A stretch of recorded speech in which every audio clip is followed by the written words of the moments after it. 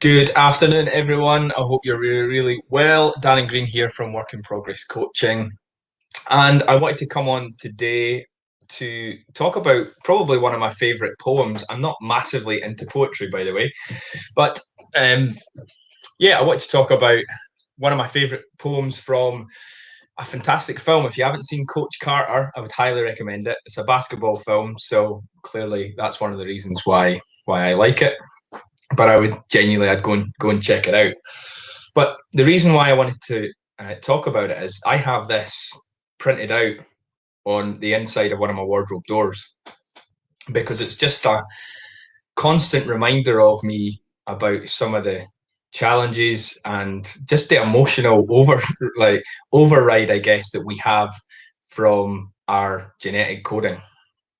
And so it forces me always to be conscious about what it is that I'm doing at any one moment, and when I'm letting my emotions drive my action. So I want to read that out to you, and I want to unpick that a little bit. So for those that have heard it before or are familiar with the poem, it's called "Our Deepest Fear" by Marianne Williamson. Um, I'll give you my thoughts on it. Hopefully, you might learn something and maybe provide some different context to you.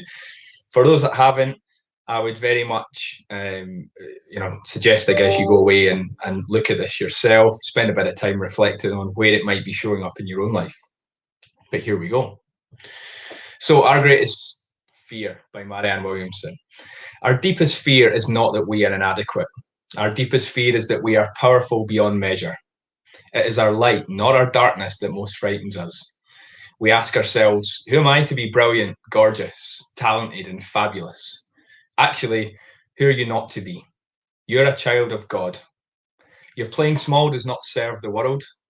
There's nothing enlightened about shrinking so that other people won't feel insecure around you. We were born to make manifest the glory of God that is within us. It's not just in some of us, it's in everyone. And as we let our own light shine, we unconsciously give other people permission to do the same. As we are liberated from our own fear, our presence automatically liberates others. Clearly, I'm cheating. I don't know that off by heart, as you can tell from my looking over the screen. But I just want to sit with that for a second. Now, I'm not religious. For anyone that knows me, I kind of agnostic, I guess, would be my stance. So the certain kind of references to God in there actually don't dilute the content of the poem for me. Personally, I just see that as, you are your own God. You've got your own responsibility to hold yourself to the highest regard possible. So in that respect, I think we are all gods. But call me crazy if you want. That's my view. So I've got a few points, 3 points that I want to just talk about with that hopefully just unpick it a little bit for you, at least giving you my context. And I think the main sentiment of it is probably my second point. But the first thing I want to say is that you've already won. So we can be frightened and fearful about so many things on a day-to-day basis. But truthfully, we've already won. It doesn't matter who we are. Yes, some people start in extreme poverty and hardship, and others start with extreme opulence. Yeah, and there's a big, massive spectrum in between. But all of us have won to be here, which is a massive lottery in the first place. It's something like 1 in 400 trillion chances of just being born and being here. And to put that into some sort of context, to win the lottery is something like 1 in 40 million, 1 in 45 million, something like that. So 1 in 45 million to win the lottery, you're like, I don't know how many times that is to trillion. Plenty of zeros more. Anyway, put it that way. But 1 in 400 trillion just to be here. So, yes, the ability for some people to be able to achieve certain things in life and others is dependent on your environment and your upbringing, where you started. But actually, it's most important where you finish and what you do with what you have. So it's not a level playing field, but it is. I believe we all have a responsibility to do the best that we can with what we've got. So, this coasting or playing it safe, I guess when you put it against the backdrop of the fact that you've won the fricking lottery, right, multiple times over just by being here. Don't play safe, I guess, is the one thing, the one main sentiment that I take from the poem. So that's point one. Second point is the feeling of responsibility. So I don't think she mentions responsibility, but it's the deepest fear that we are powerful beyond measure. Now, I actually think, and she goes on to say, it's our light, not our darkness, that most frightens us. And I agree with that, but often it's clouded. The reason this is striking is because it's kind of exposing that. It's unpicking it and kind of calling us out for the fact that yes, we might talk about that we can't do this, we're not strong enough, we're not good enough, or whatever, but actually all of that is just lies, bullshit, and is hiding the deeper fear that shit, what if we actually achieved what we said? What would we sacrifice? How much pain would we have to go through? Yeah. What discipline would we have to put in place? And then the responsibility to other people. So that's the thing. I think the two things that I talk about is mainly it's about responsibility. We talk a lot about what if I'm not good enough? What if I'm not strong enough? What if I'm not educated enough? What if I'm not smart enough? Yeah, well, but it's okay for them because they have money or they went to a private school. But it's not okay for me. That type of self-talk, which kind of sits at the surface and belies the fact that actually what you may be scared of is what if you are actually capable of doing the things that you're saying you're not good enough for or smart enough for? And there's no judgment here, by the way. I struggle with this. The reason I have it on the back of my wardrobe every day is because I struggle with this just like everyone else. So let's just state that. I'm not sitting on a high horse saying, I've got this completely figured out and I don't need to challenge myself to break fear every single day. So there's no judgment. But my belief is that lying to yourself, or the lies that we tell ourselves, are the ones which will be exposed. Ultimately, we can't escape them. And I think deep down we probably already know the lies that we're telling ourselves to keep ourselves safe, to keep ourselves, in one place. This, I'm too old, I'm, not smart enough, all of that stuff. Yeah. And I think at least be honest with ourselves about that. So I'll give you a couple of examples that I've changed. A bit of, small examples, We're not talking about I'm going to go and, colonize Mars. We're not all Elon Musk. Or I'm going to find a cure for cancer. I'm not talking about that. I'm talking about doing the best that we can with what we actually have. Now, someone out there, whether it's Elon Musk or someone else, hopefully does come to those. They would be massively beneficial to problems to solve for our world. But for me, I sat over the last kind of 3-4 years watching the NBA playoffs, watching basketball kind of as it was on in the season over in America, and kind of was like, oh, I should get back into playing, but I'm too old now. I'm like 35, then 36, then 37. Until which case, and I was telling myself the whole time, I'm too old to get back playing. But yet there was still a kind of need and a want to kind of go and get back playing and seeing if I could, and just put myself in that context. Now, if I wait 20 years, then time has already eroded the option for me, in which case I've just brought I'm too old into existence. But if I actually just stopped and went, you know what, why didn't I just try and go back and see what it's like? So I started going back, I think the season before the pandemic hit. And I think I don't think we even finished our first season. And I was atrocious. I hadn't played since I was 19 years old. I've played at a reasonably decent level, certainly regional, Midland, and actually at national schoolboy level. And I wanted to try and get back to playing just some form of basketball. And it was difficult. I was benched a lot. Training was difficult. There was more shots missing than going in. And it was something that, despite all of that, I'm so glad that I went back and tried. Because then at least I called myself on the bullshit, So was there a bit like you're too old? Yeah, there was part of that was true, but there was part of that was still going, you're probably one of the fittest people on this court, even though you're playing with, 21, 22, 25-year-olds. Yeah. So at least I called myself on the bullshit, and I'm proud that I did that.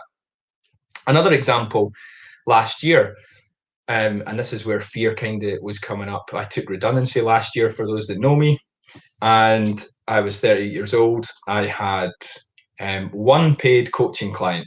I think they were paying me maybe 30 or 40 pounds a session, right? One paid coaching client. And I left to run a coaching business, which I'm still doing now. And that was something that I'd worked towards for the last few years to say that I wanted to do. But on the day that I left, I had one paid coaching client. So you could say it was absolute lunacy to go from a reasonably, well-paid job to one paid coaching client who in retrospect, actually, I'm no longer working with, didn't work with after. And I had to try and make that work. But the reason that I did that was because I felt a responsibility to give back in some way. I felt a responsibility to acknowledge the things that I was passionate about and that I wanted to do. So I wanted to help people. I wanted to help people not have to have a kid to start to ask themselves these, large existential questions about, the meaning of our own life, and to really challenge ourselves to unpick the limiting beliefs that stop us and hold us back from going and doing the things we actually want to do. Because we cannot ever replace time. As soon as every second's gone, for those that are listening to this call, hopefully it's of some value to you. But for anyone that's listening to this, I guess, we won't get back this time. So we really convince ourselves a lot of the time that we will live forever and that things can wait till tomorrow. And we lack an urgency until that urgency is brought upon us by, either old age or through disease or anything else. We don't ever have that sense of urgency. So I want to bring that sense of urgency to people to question the fact of, what would they be doing, next year, in the next 5 years, if that was all you had left, what would you be doing? And I think questioning ourselves in that sort of way is something that we can drive real change, but actually have a greater impact upon the world as well. So that second thing is just responsibility. And hopefully there's a couple of examples there to say, listen, I don't have this crap at all. Fear appears, mostly every day. As a business owner, we probably find that fear is here every single day. And as people in business as well, like you're not safe because you're in employment. I don't know how many thousands of people were made redundant from my old job. You are absolutely not safe if you're in a job either. So if it's on you to go and create that safety for yourself, or to just create, whatever it is that you want to go and work on, then I would say you've got a responsibility to do that for yourself. So the third thing I want to talk about is just standing out in general. So Marianne talks about, where is it? There's nothing enlightened about shrinking so that other people won't feel insecure about you.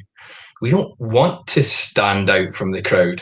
We've got the subconscious desire to just fit in as a population, and it's written into our genetic source code. So if you can imagine, like thousands of years ago, if we were slightly different or awkward or out, we'd be considered different to the tribe. We might not be within the tribe, and of course, if we weren't in the tribe, then we'd be at the mercy of predators and weather and whatever else. But there was strength in numbers then, and to a certain extent, that is still true today. But the actual real risk of death or disease, I guess, by being on your own, and therefore by standing out, we've kind of subconsciously convinced ourselves to just fit in. And all I want to say is, I guess I reflect on that and go, that's kind of doesn't work anymore. It's no longer that relevant in today's world. So even just recognizing that, where it kind of might show up on social media, how many people have liked my photo? Who cares? Like, that doesn't mean you're worthy or you're different or whatever else. But I guess the same risks don't apply. Therefore, don't still place them emotionally as if they still have relevance in that same way. So to stand out, to be different, Christ, all of us are different. No one person, even twins, triplets, whatever, we've got slightly different DNA, we've got slightly different experiences and environment and context and interpretations of the world. All of us are different, and every single person's valid. So listen, you are standing out. You are different to everyone else, and it's cool. The same risks aren't the same, and I would say that across the board, the same risks aren't in place for people as it was thousands of years ago. But our brains are still trying to catch up. Remember. So that was the main things I wanted to talk about, and I guess I just want to reiterate part of what I'd said around like being really clear. Sometimes I hear people say, oh, I've got this. I know what I'm really, I'm really clear about what I'm doing. I know what I want. I'm heading in that direction. I'm really clear on that. And I think that could be true, but sometimes we're setting goals, we're setting ambitions that we know we're already going to hit. And I want us to be, and I ask the same of myself, to challenge that to say, is that something that's actually what I want, or is that just a kind of safe goal or a safe challenge to convince myself that I'm pushing myself and I'm really getting to where I want to be, or am I just being safe? Am I just playing safe? So I teach this stuff, and it's still difficult for me. I still need work with this, and I still need help with this. So I work with a mentor, I work with a coach, all to unpick this stuff, but also to challenge my thinking, because I'll have a certain way of thinking that I will easily be able to convince myself of my own bullshit.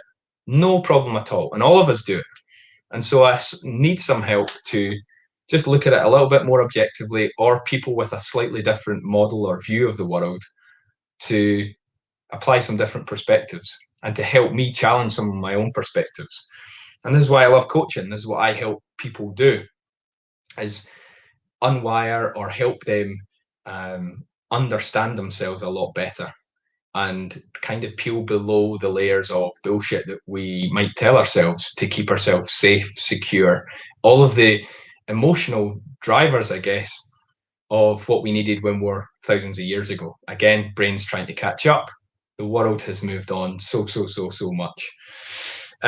So if there's one lasting thing that I would say to you, I am obviously a coach.